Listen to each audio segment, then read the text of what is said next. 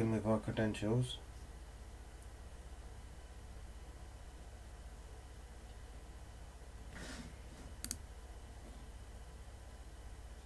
And we need to install the apps that we need to do. So head over here on this left hand panel, go to apps and books. Here you can see a list of apps that are already purchased. If you click on them you can see further detail and purchase more apps. But I'm going to purchase an app that we don't already have.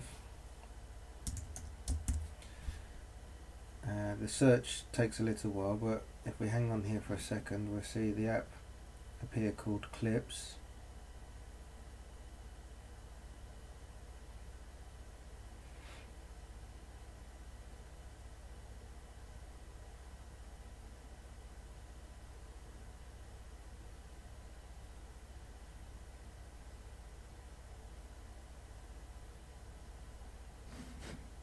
So I'm going to select Clips.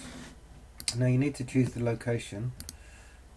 This is a single site, so I'm only selecting the single location, and you purchased a number of licenses. And this is a free app, but if it was a paid app it would show the price here, and if it was discounted for education it would show you the discount options as well.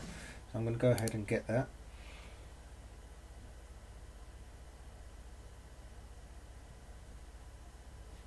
And that's it. That's all I need to do to purchase an application. Give it a little while, then head over to your MDM, synchronize your MDM, and you should see the app show up for deployment. Okay, so I'm in Lightspeed MDM in this example. What I need to do next is select the location that I need to deploy my new apps to. So in this particular MDM you can select the locations here, and you might have different locations, different groups, staff, pupils, etc.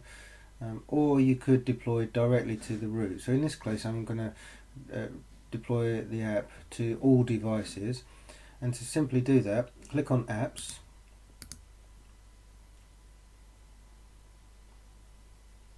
wait for this to load. Now this shows all of the apps that are already assigned to this location. If I click on install, what this will do, this will query the VPP account or Apple School Manager or Business Manager, and show us all the available apps that are available, all the licenses that we've already purchased.